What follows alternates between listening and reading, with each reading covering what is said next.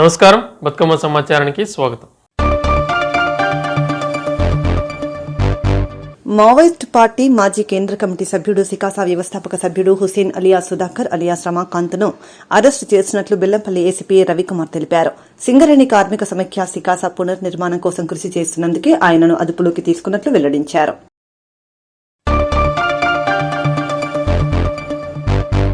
సింగరేణి సంస్థ నిరుద్యోగ యువతులకు సింగరేణి సేవా సమితి ద్వారా అందిస్తున్న వృత్తి శిక్షణ పొందిన వారంతా స్వయం ఉపాధితో ఆర్థికంగా బలపడాలని ఆర్జీవన్ జీఎం చింతల శ్రీనివాస్ సేవా అధ్యక్షురాలు చింతల లక్ష్మీ శ్రీనివాస్ సూచించారు.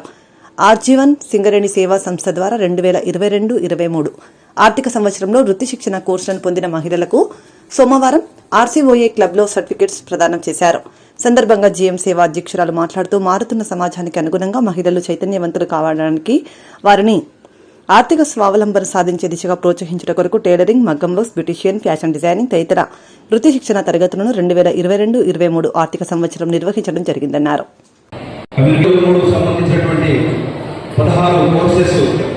ఎవరైతే ట్రైనింగ్ పొందారో వాళ్ళకి ఈరోజు మనం అందులో పాస్ అయిన వారికి సర్టిఫికేట్స్ ప్రోగ్రామ్స్ కార్యక్రమం.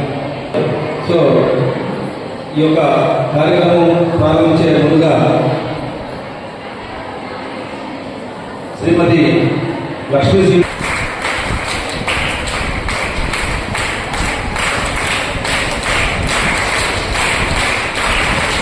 అదేవిధంగా our beloved general manager R G one area Shri Chintala Srinivas గారిని సాదరంగా స్టేజ్ మీద ఆహ్వానిస్తున్నాను. అందరూ చప్పటితోటి వారికి ఆహ్వానం పలకాలి. మేడం పూర్తి సహాయ సహకారంతో మరి ఆర్జీవన్ ఏరియాలో ఈ యొక్క సేవా కార్యక్రమాలు ఎన్నెన్నో మనం చేసుకోవడానికి మేడం సహాయ సహకారాలు తీసుకోవాల్సిందని కోరుతాము. అదేవిధంగా మరి మా ఏజీఎం పర్సనల్ శ్రీ లక్ష్మీనారాయణ గారిని సాధారణంగా స్టేజ్ మీద ఆహ్వానిస్తా ఉన్నాను.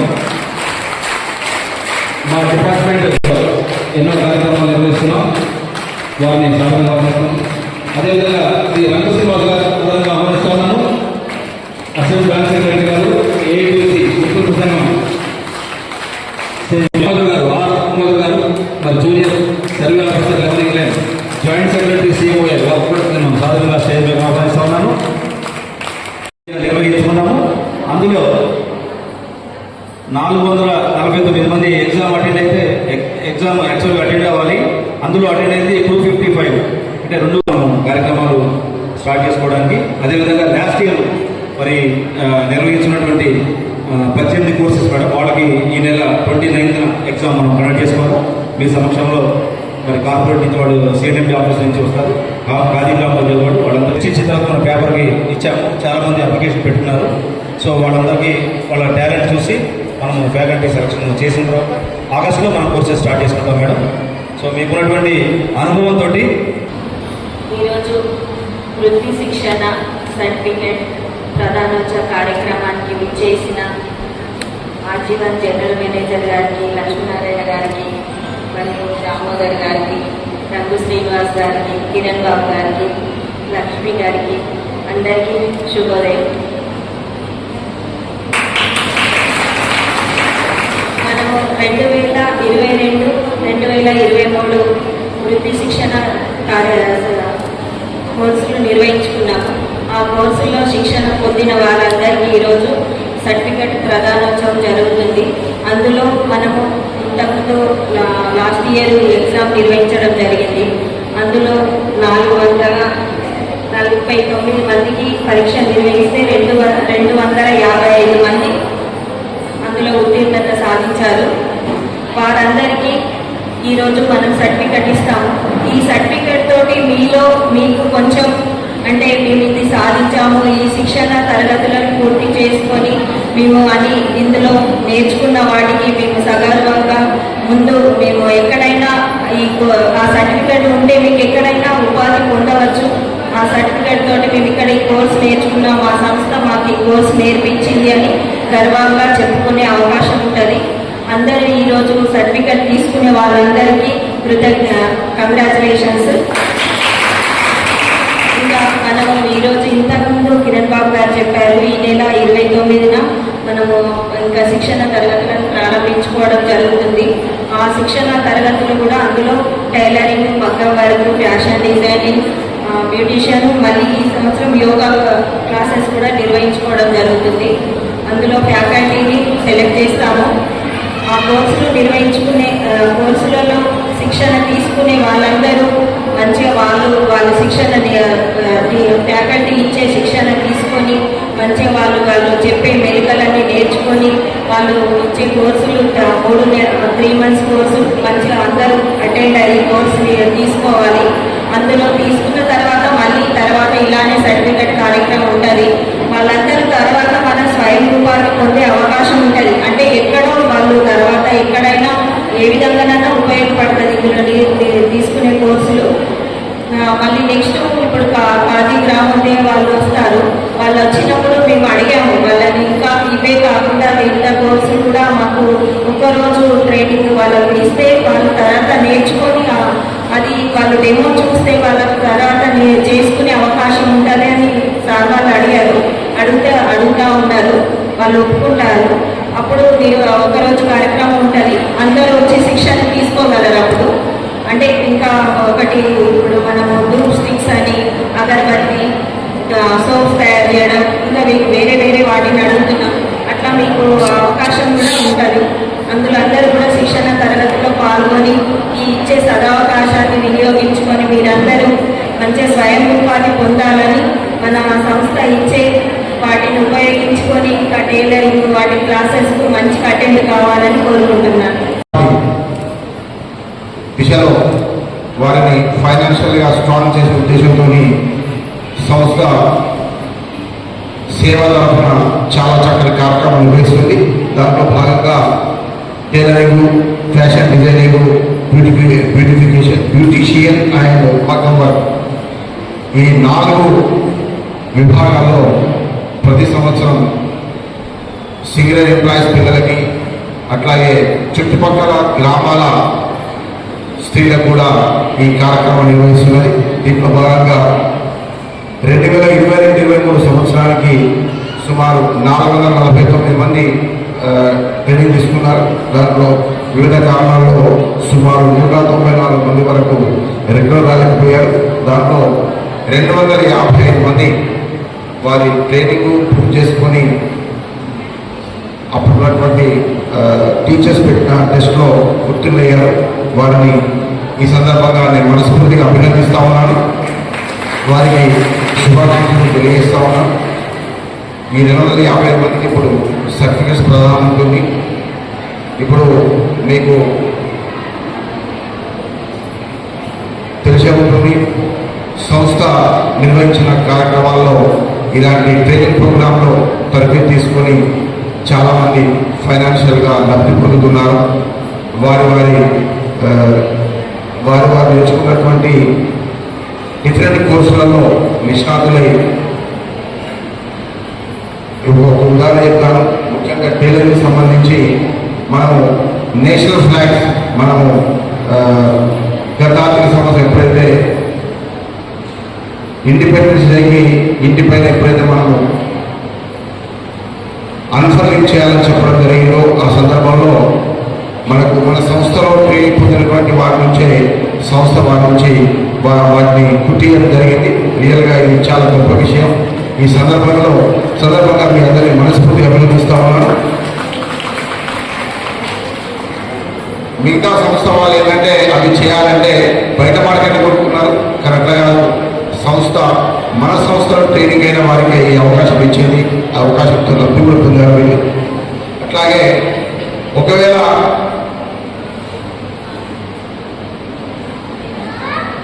ఎవరైతే ఇంట్రెస్ట్ ఉన్న వాళ్ళు ఉంటారో వారికి ఖాదీ గ్రామోద్యోగ్ వారి నుంచి స్వయం ఉపాధిని పొందే ఉద్దేశంతో ఇంకా మిగతా కార్యక్రమాల్లో కూడా వారికి ట్రైనింగ్ ఇవ్వడం జరుగుతుంది. 1 డే డిమాన్స్ట్రేషన్ కూడా చేయడానికి వాళ్ళు సిద్ధంగా ఉన్నారు. ఈ సందర్భంగా మీ అందరికీ నా తరఫున మన సంస్థ తరఫున శుభాకాంక్షలు తెలియజేస్తా ఉన్నాను. ఇంకోటి ఏంటంటే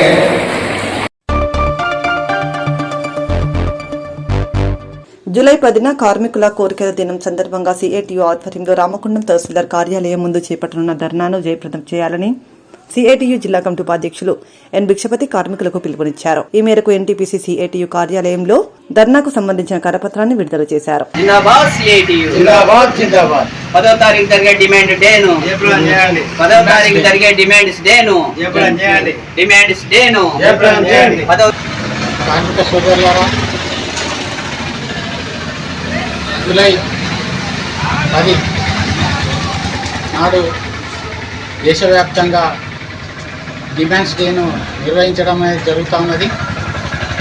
కేంద్రంలోని నరేంద్ర మోడీ ప్రభుత్వం అధికారంలోకి వచ్చిన వెంటనే కార్మిక వర్గానికి నష్టం చేసే, యాజమాన్యులకు బానిసలుగా మార్చే లేబర్ కోడ్లను అమలు చేస్తామని చెప్పడం జరుగుతూ ఉన్నది.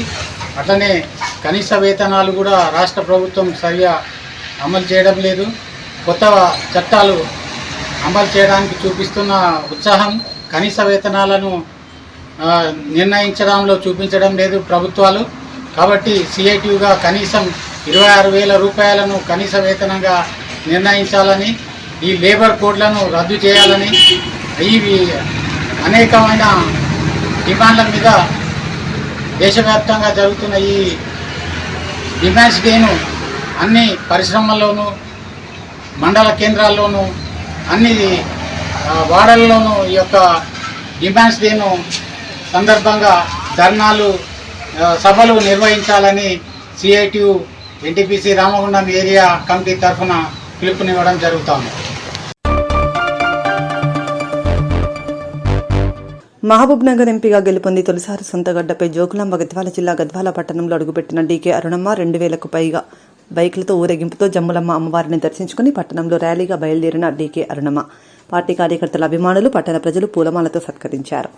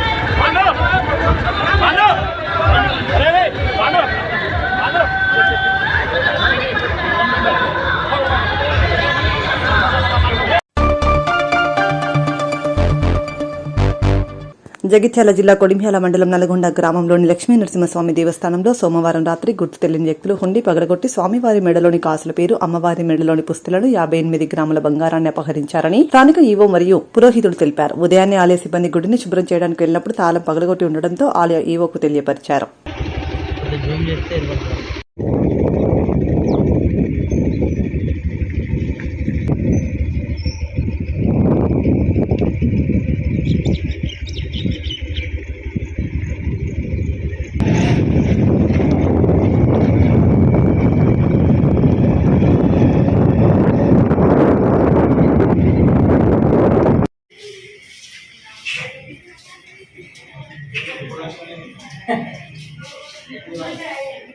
లోపల ఏమేమి పోయిందండి అక్కడ?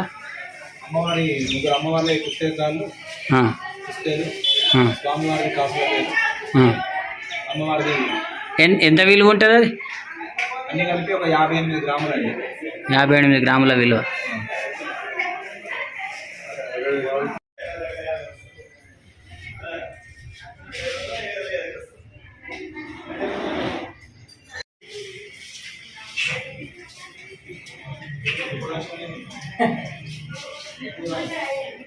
లోపల ఏమేమి పోయిందండి అక్కడ? అమ్మవారి ముగ్గురు అమ్మవారి పుస్తకాలు, పుస్తకాలు, స్వామివారి కాసుల పేరు, అమ్మవారిది ఎంత విలువ ఉంటుంది అది? అన్ని కలిపి ఒక 58 గ్రాములు అండి. 58 గ్రాముల విలువ. శ్రీ లక్ష్మీనరసింహస్వామి దేవాలయం నల్లగొండ గ్రామం, కొడిమ్యాల మండలం, జగిత్యాల జిల్లా యొక్క ఇన్ఛార్జి అయిన నేను ఉడతల వెంకన్న నేను ఈ దేవాలయం నాకు గత 2 నెలల నుంచి వెళ్ళి ఇన్ఛార్జి కొనసాగుతున్నాను. ఈరోజు ఉదయం గుట్ట కింద దేవాలయము శుభ్రం చేయడానికి వచ్చిన సందర్భంలో, మా స్టాఫ్ వచ్చిన సందర్భంలో దేవాలయం యొక్క ప్రధాన ద్వారం యొక్క తలుపులు తాళాలు పగలగొట్టబడి ఉన్నాయి. అలాగే ఆలయం పక్కన ఉన్నటువంటి ఉండి కూడా తాళాలు పగలగొట్టారు. మరియు కార్యాలయం తాళాలు కూడా పగలగొట్టబడి ఉన్నాయి. అది చూసి వెంటనే వాళ్ళు మా అర్చకులకు విషయం తెలియగానే మేము వెళ్ళి దేవాలయంలో చూడగా స్వామివారి మీద అలంకారంపబడినటువంటి బంగారు ఆభరణములు, ఒకటి కాసుల పేరు, 2-3 పుస్తకాలు, పుస్తలు ఇవన్నీ కనబడలేదు. ఇవి దొంగిలించబడినాయి అని చెప్పి మేము గుర్తించి వెంటనే పోలీసులకు ఫిర్యాదు చేయడం జరిగింది. వీటి విలువ దాదాపు 53 గ్రాములు ఉంటాయి. ఇవి గుర్తు తెలియని దొండలు తస్కరించినట్టు మేము పోలీసులకు ఫిర్యాదు చేయగానే వెంటనే వారు వచ్చి డాగ్ స్క్వాడ్, ఫింగర్ ప్రింట్తో వచ్చి పూర్తి క్షుణ్ణంగా పరిశీలించారు. అలాగే ఆలయంలో ఉన్నటువంటి తాళం కూడా ఉండి తాళం పగలగొట్టిన వాటి నుంచి ఎలాంటి డబ్బులు పోలేదు, అది పగలలేదు. పై తాళం పగిలింది. కార్యాలయం యొక్క తాళం కూడా పగలగొట్టారు, కానీ ఇందులో నుంచి ఎలాంటి వస్తువులు వెళ్ళలేదు. ఇవి దొంగిలిపడినటువంటి వస్తువులను పోలీసు అధికారి అయినటువంటి సబ్ ఇన్స్పెక్టర్ గారు, కొడిమ్యాల సబ్ ఇన్స్పెక్టర్ గారు వెంటనే దొంగలను పట్టుకొని స్వామివారి సొమ్మును అప్పగిస్తామని చెప్పి మాకు తెలియజేశారు.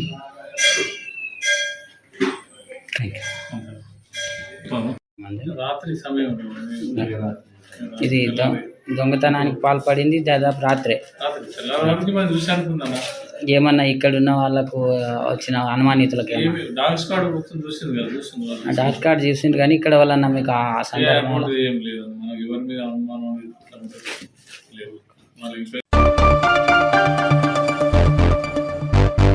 తెలంగాణలోని బొగ్గు బ్లాక్లను సింగరేణికి కేటాయించాలని డిమాండ్ చేస్తూ జూలై 10న జీఎం కార్యాలయాల ముందు ధర్నా చేపట్టనున్నట్లు సిఐటియు ఆర్జీవన్ బ్రాంచ్ కార్యదర్శి మెండి శ్రీనివాస్ తెలిపారు.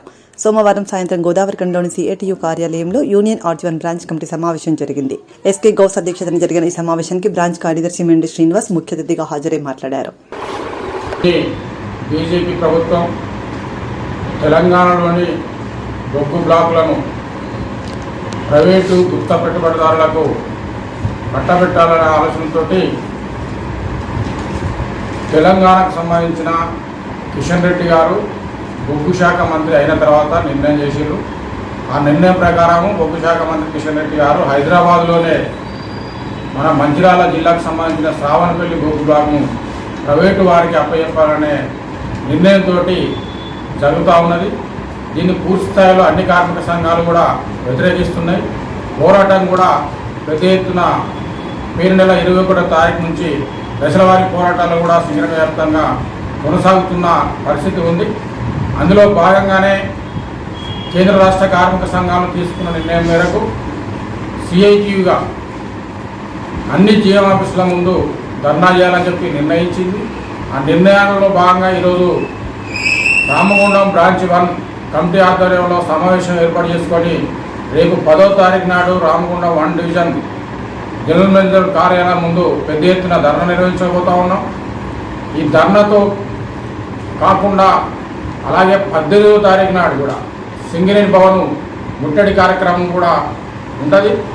దీన్నంతా కూడా సింగరేణి కార్మికులు పూర్తి స్థాయిలో విజయవంతం చేయాలని చెప్పి కోరుతా ఉన్నాం.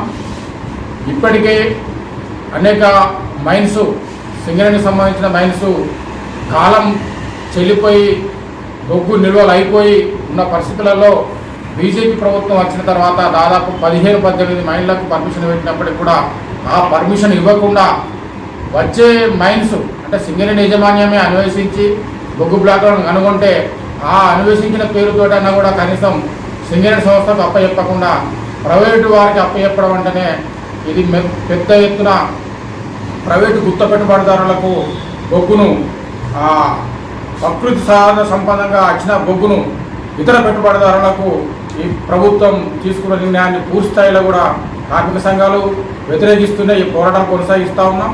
ఇప్పటికైనా కేంద్రంలోని బీజేపీ ప్రభుత్వం ఈ బొగ్గు గనులను మా సింగరేణికి మా బొగ్గు మా తెలంగాణ మా సింగరేణికి సంబంధించిన ఈ బొగ్గు గనులను సింగరేణికి అప్పచెప్పకుంటే మరొక తెలంగాణ సాధన కోసం ఏదే విధంగానైతే పోరాడినామో అదే స్థాయిలో సింగరేణి వ్యాప్తంగా కూడా ఇప్పటికే వామపక్ష పార్టీలు రాజకీయ పార్టీలు ట్రేడ్ యూనియన్స్ వామపక్ష ట్రేడ్ యూనియన్స్ అన్నీ కలిసి కూడా పోరాడుతూ ఉన్నాయి. అదే తరహాలో పెద్ద ఎత్తున ఉద్యమం చెలరేగుతుందని చెప్పి కూడా ఈ సందర్భంగా తెలియజేస్తూ ఉన్నాం. రేపు 10వ తారీఖు నాడు జరిగే జిఆర్ఎస్ ముందు జరిగే ధర్నాను సింగరేణి వ్యాప్తంగా మన ఆర్జీవన్లో విజయవంతం చేయాలని చెప్పి కార్మికులకు సిఐటి తరఫున విజ్ఞప్తి. బొగ్గుబావుల వేలానెత్తికి సిఏటియుసి యూనియన్ ఆధ్వర్యంలో RG2 GM ఆఫీస్ ముందు రీలే నిరాహార దీక్షలు 2వ రోజు నిర్వహించారు. సందర్భంగా గుర్తింపు సంఘం అధ్యక్షుడు వాసిరెడ్డి సీతారామయ్య సందర్శించి మాట్లాడుతూ సింగరేణిలో కాంట్రాక్ట్ విధానానికి వ్యతిరేకంగా ఏఐటియుసిని 1942లో స్థాపించడం జరిగిందని, ప్రభుత్వ రంగ సంస్థగా సింగరేణి కాంగ్రెస్ కంపెనీగా ఏర్పాటు చేసుకుని కేంద్ర రాష్ట్ర ప్రభుత్వాలకు అత్యధికంగా డివిడెండ్ అందించగల సంస్థగా వెలుగొందడం జరిగిందని వివరించారు.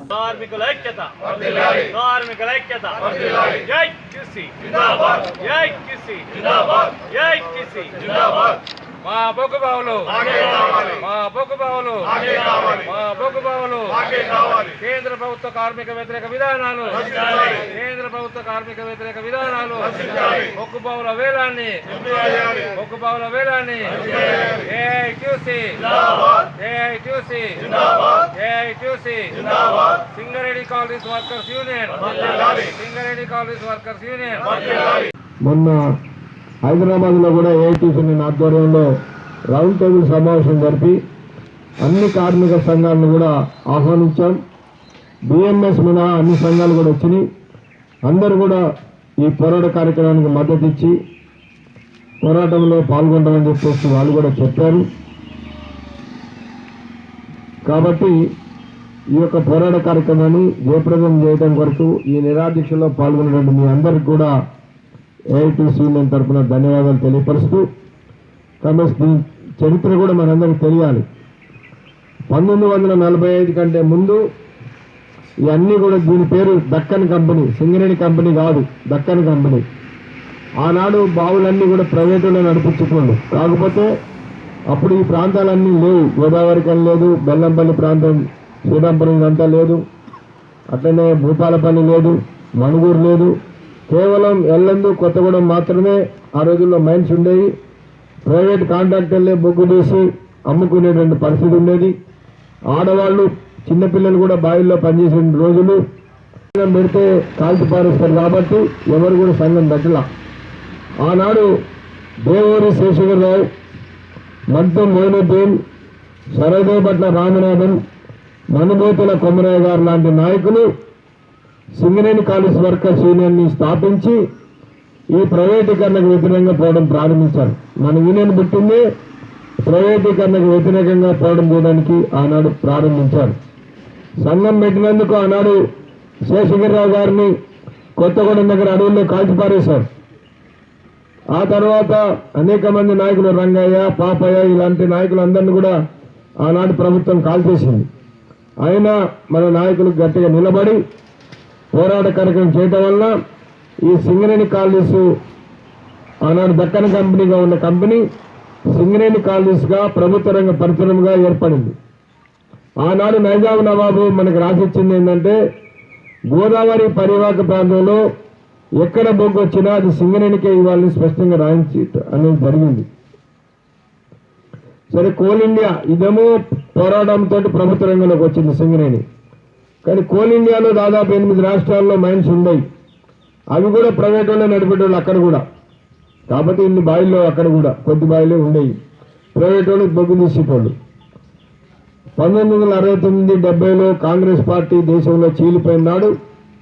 పాత కాంగ్రెస్, కొత్త కాంగ్రెస్ అని ఏర్పడ్డాయి. పాత కాంగ్రెస్కి నిజలింగప్ప లీడరు, కొత్త కాంగ్రెస్కి ఇందిరాగాంధీ. వీళ్ళిద్దరికీ కూడా మెజార్టీ లేదు. గవర్నమెంట్ ఏర్పాటు చేసేంత మెజార్టీ లేదు. ఆనాడు కమ్యూనిస్టులుగా ఉన్నటువంటి ఇప్పుడు చెప్పుకున్న సిపిఎం కావచ్చు, ఎంఎల్ కావచ్చు, ఇంకా అందరూ అప్పుడు ఉమ్మడి కమ్యూనిస్ట్ పార్టీ ఒకటే ఉండేది. ఆ కమ్యూనిస్ట్ పార్టీకి ఆర్ఎస్పీసీ, పౌడర్ బ్లాంక్ లాంటి పార్టీలు అన్నిటికీ కలిపి 123 ఎంపీలు ఉన్నాయి.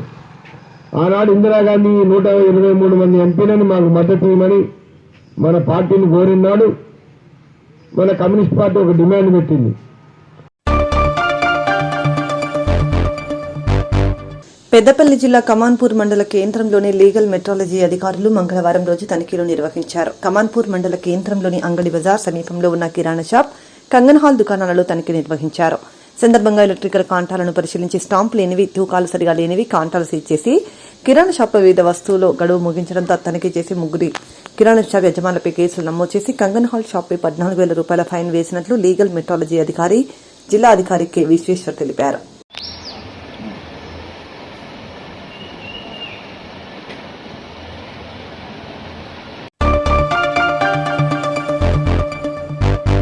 ప్రజాక్షేత్రంలో ప్రజలకు సేవ చేసే అవకాశం రావడం అదృష్టంగా భావిస్తున్నానని పాలకుర్తి తాజా మాజీ జెడ్పీటీసీ కందుల సంధ్యారాణి అన్నారు. పాలకుర్తి మండల జెడ్పీటీసీగా పదవీ బాధ్యతలు చేపట్టి 5 సంవత్సరాలు పూర్తయిన సందర్భంగా మంగళవారం పాలకుర్తి మండల ప్రజా పరిషత్ అధికారులు జెడ్పీటీసీ కందుల సంధ్యారాణిని శాలువాతో ఘనంగా సన్మానించారు.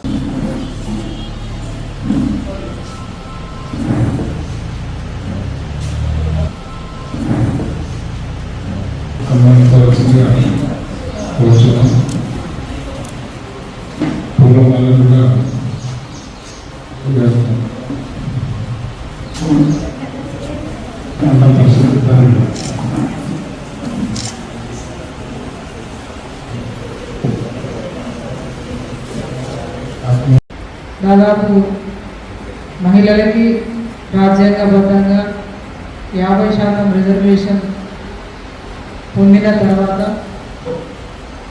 2006లో నేను మొదటిసారిగా ఎంపీటీసీగా కుందనపల్లి నుండి పోటీ చేయడం జరిగింది. ఆ తర్వాత ఎంపీపీగా, ఆ తర్వాత ఉమ్మడి రామగుండం జెడ్పీటీసీగా 2019లో నూతనంగా ఏర్పడినటువంటి పాలకుర్తి మండల జెడ్పీటీసీగా పాలకుర్తి మండల ప్రజల ఆశీర్వాదంతో ఇక్కడ ఎన్నిక కావడం జరిగింది. ప్రజలకి నిస్వార్థంగా మా వైపు నుండి సేవలు అందించిన స్థానిక సంస్థలలో మీరు ఎప్పుడు కూడా చూస్తూ ఉంటారు, సర్పంచ్ ఏమో మహిళ ఉంటుంది, వాళ్ళ భర్త మాత్రమే, వాళ్ళ భర్తమో అమ్మో తమ్ముడో తండ్రో ఎవరో ఒకరు ముఖ్య పాత్రలో బాధ్యతల్ని చేపట్టి పనిచేస్తూ ఉంటారు. ఎంపీటీసీ కావచ్చు, సర్పంచ్ కావచ్చు, జెడ్పీటీసీ కావచ్చు, కార్పొరేషన్లో అయితే కార్పొరేటర్ కావచ్చు, మున్సిపల్ కౌన్సిలర్ కావచ్చు, దాదాపుగా స్థానిక సంస్థలలో పనిచేస్తున్న ప్రతి మహిళకి పూర్తిగా ఆ బాధ్యతల్ని నిర్వహించేటువంటి హక్కు పొందలేదు. కానీ నేను మాత్రం మొదటి నుంచి ఇప్పటి వరకు కూడా ప్రజల ఆశీర్వాదంతో గెలిచి అధికారుల యొక్క సహకారంతో పూర్తిగా 100% నేరుగా ప్రజలకి పనిచేసేటువంటి అవకాశం తీసుకున్నాను. ముఖ్యంగా ఈ 5 ఏళ్ల కాలంలో పాలకుర్తి మండలంలో ఉన్నటువంటి అందరు అధికారులు, అంతకుముందు ఎంపీడీఓగా శివాజీ గారు ఉన్నప్పుడు కావచ్చు, ఆ తర్వాత మనకి ఎంపీఓ గారు మరి ఇన్ఛార్జిగా ఉన్నారు అప్పుడు కావచ్చు, గతంలో పనిచేసినటువంటి లలిత గారు కావచ్చు, ఇప్పుడున్న మేడం కావచ్చు, ఎంపీడీఓ తర్వాత ఎంపీఓ సెక్రటరీస్, మండలానికి సంబంధించిన అధికారులందరూ పూర్తిగా సహకారాన్ని అందించారు. ఏ రాత్రి ఫోన్ చేసినా రెస్పాండ్ అయ్యారు. ప్రజలకు ఇబ్బంది ఉన్నప్పుడు వారికి తెలియజేస్తే వెంటనే నాకు ఫాలోఅప్లో ఉన్నారు. ఎప్పుడు కూడా పదే పదే మేము చెప్తూ ఉంటాం, అధికారులు ప్రజాప్రతినిధులు జోడెడ్లలాగా ఉన్నప్పుడే, బండికి 2 చక్రాలలాగా ఉన్నప్పుడు మాత్రమే మనకి ప్రజలకి మనం పనిచేయగలుగుతామని ఆ రకంగా పూర్తిగా మీరు సహకారాన్ని అందించింది. అయితే ఈ రాజకీయ ఒత్తిళ్లలో చాలా సందర్భాలు మహిళగా ఇక్కడ ప్రాతినిధ్యం వహించిన, రాజ్యాంగబద్ధంగా మేము ప్రజలతో ఎన్నుకోబడ్డ, రాజకీయంగా అనేకమైనటువంటి అవమానాలు, అనేకమైనటువంటి వేదికలు పడ్డాము. ఆ పడ్డ సందర్భాల్లో ప్రతిసారి కూడా మా గౌరవాన్ని మేము కాపాడుకునేటువంటి ప్రయత్నంలో, మా గౌరవాన్ని ఎక్కడన్నా తగ్గించినప్పుడు అప్పుడప్పుడు అధికారుల మీద మండిపోవడం కావచ్చు, అధికారుల మీద ప్రెజర్ చేయడం కావచ్చు, ఇట్లాంటివి జరిగినాయి. అది మా గౌరవాన్ని మేము కాపాడుకోవడం కోసం ఒకటి. తర్వాత ప్రజలకి సేవ చేసేటప్పుడు, ప్రజలకి పని చేసేటప్పుడు ఏదైనా ఇబ్బందులు తలెత్తినప్పుడు ప్రజల కోసం ఏదన్నా మాట అనుకుంటే అది తప్పుగా భావించద్దని చెప్పి నేను అధికారులందరినీ కూడా కోరుతూ ఉన్నాను. అది ప్రజాప్రతినిధులుగా మేము ఎదుర్కొన్నటువంటి ఇబ్బందుల వలన, లేకపోతే ప్రజలు ఇబ్బందులు పడ్డప్పుడు మీ పైన ఏదైనా దురుసుగా ప్రవర్తిస్తే దయచేసి తప్పుగా ఎవరు కూడా భావించొద్దని చెప్పి ఈ సందర్భంగా కోరుతూ ఉన్నాను. అయితే ఏమైందంటే గతంలో ఈ 2 టర్ములు కూడా 2014 ఎన్నికల అనంతరం కావచ్చు, తర్వాత 18 ఈ సమయంలో జరిగినటువంటి 19లో జరిగినటువంటి ఎన్నికల అనంతరం కావచ్చు, ఈ 10 ఏళ్లలో తెలంగాణ రాష్ట్రం ఏర్పడ్డ తర్వాత స్థానిక సంస్థలలో పనిచేస్తున్నటువంటి ప్రజాప్రతినిధులందరికీ, అంటే ఎంపీటీసీలకు కావచ్చు, జెడ్పీటీసీలకు కావచ్చు, ఎంపీపీలకు కావచ్చు, అనేకమైనటువంటి ఇబ్బందులు ఎదుర్కొన్నారు. ఎప్పుడైనా ప్రజాప్రతినిధిగా బాధ్యతల్ని పూర్తిగా గౌరవప్రదంగా చేయాలంటే ఒకటి ఆర్థిక వనరులు ఉండాలి, తప్పకుండా వాళ్ళకి ప్రోటోకాల్ కూడా ఉండాలి, గౌరవం ఉండాలి. ఈ 2 కూడా విస్మరించడం వల్ల అనేకమైనటువంటి ఇబ్బందులు ప్రజాప్రతినిధులు ఎదుర్కొన్నారు. అట్లాంటి ఇబ్బందులు భవిష్యత్తులో కూడా తలెత్తకుండా ఇప్పుడు ఉన్నటువంటి రాష్ట్ర ప్రభుత్వం చర్యలు తీసుకోవాల్సినటువంటి అవసరం ఉంటుంది. గ్రామాలలో పదే సర్పంచులు ఎప్పుడు కూడా చెప్తూ ఉంటే, గతంలో వాళ్ళ పీరియడ్ ముగిసే వరకు కూడా సర్పంచులుగా మేము బాధ్యతల్ని నిర్వహిస్తూ ఉన్నామంటే, ప్రజల దగ్గర మంచి పేరును మేము కాపాడుకోగలుగుతూ ఉన్నామంటే కేవలం కేంద్రంలో ఉన్నటువంటి బీజేపీ యొక్క మరి ప్రాతినిధ్యంతో వాళ్ళ కేంద్రంలో ఉన్నటువంటి బీజేపీ ప్రభుత్వం ద్వారానే వాళ్ళు తలెత్తుకొని తిరగగలుగుతూ ఉన్నామని చెప్పి సర్పంచులందరూ కూడా ఎప్పుడు నిత్యం చెప్తూ ఉన్నారు. కాబట్టి రేపటి రోజులలో ఈ స్థానిక సంస్థలలో పనిచేస్తున్నటువంటి ప్రజాప్రతినిధులని కాపాడుకోవాల్సినటువంటి బాధ్యత ప్రభుత్వాలపై ఉంటుంది. ఇవాళ వాళ్ళ సర్పంచ్ గెలవడం అనేది చాలా గొప్ప విషయం, వార్డు మెంబర్గా గెలవడం అనేది చాలా గొప్ప విషయం, ఎమ్మెల్యే ఎంపీ గెలవచ్చు ఈజీగా. కానీ స్థానిక సంస్థలలో sarpanch, ward member, MPTC, ZPTC గెలవాలంటే, కార్పొరేటర్ గెలవాలంటే అనేక ఇబ్బందులు ఉంటాయి. పూర్తిగా ప్రతి ఒక్కరిని కూడా మనం సాటిస్ఫై చేయలేము, చాలా ఇబ్బందులు ఉంటాయి. చాలామంది వార్డు మెంబర్గా సర్పంచ్గా గెలవాలని ఆఖరుకు 60 ఏళ్ళు 70 ఏళ్ళు చనిపోయే స్టేజ్ వరకు కూడా ఒక వార్డు మెంబర్గా సర్పంచ్గా చేయలేక మరి ఇదైనటువంటి పరిస్థితి ఉంటుంది. వాళ్ళు అనుకోకుండా అనేకమైనటువంటి అవకాశాలు వచ్చినాయి. ఇక్కడ స్థానిక సంస్థలలో సర్పంచులుగా, ఎంపీటీసీలుగా, వాళ్ళ జెడ్పీటీసీలుగా వాళ్ళ అవకాశం వచ్చిందంటే ఆ వచ్చినటువంటి అవకాశాన్ని కూడా ఎట్లా సద్వినియోగం చేసుకోవాలి, మళ్ళీ ప్రజలలో మన్నాళ్ళు ఎట్లా పొందాలి, మళ్ళొకసారి నెక్స్ట్ ఎట్లా ప్రజల మనసును గెలుచుకోవాలనేటువంటి ఆరాటం, తపన ప్రతిక్షణం కూడా ఇప్పుడు ఉన్నటువంటి టీం అందరూ కూడా పడ్డారు. ఎందుకంటే ఎక్కడైనా మనం చూడండి మండలాలలో చాలా ఇష్యూస్ అవుతాయి.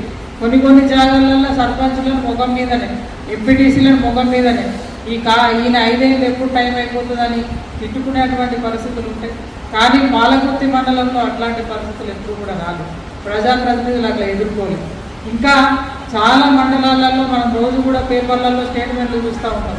అధికారులను సరెండర్ చేయడం, అధికారులకి ప్రభుత్వ భూములను మాజీ నక్సలైట్స్ కు అందచేయండని, సింగరేణి ప్రభావిత ముంపు గ్రామాల నిర్వాసితులకు ఆర్ఎండ్ఆర్ ప్యాకేజీ త్వరగా అందచేయాలని రామగుండం ఎమ్మెల్యే మక్కాన్ సింగ్ రాజ్ ఠాకూర్ కలెక్టర్కు సూచించారు. పెద్దపల్లి జిల్లా కలెక్టర్ కోయ శ్రీహర్షని మంగళవారం జిల్లా కలెక్టరేట్ కార్యాలయంలో రామగుండం ఎమ్మెల్యే ప్రత్యేకంగా కలిసి పలు సమస్యలపై సమావేశమయ్యారు.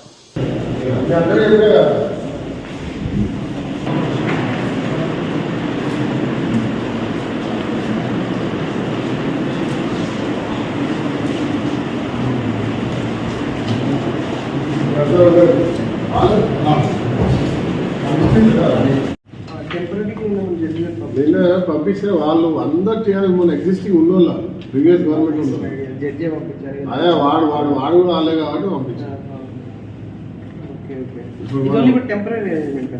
లేదు సార్, అది కూడా ఆపేయండి. అందరు ఎవరు కూడా వాళ్ళు మామూలు కాదు.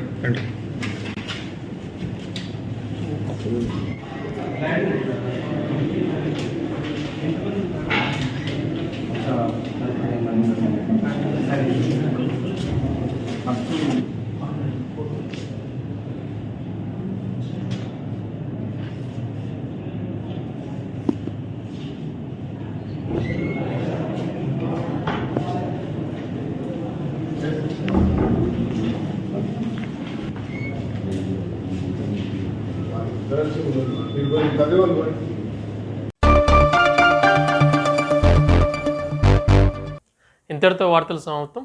నమస్కారం.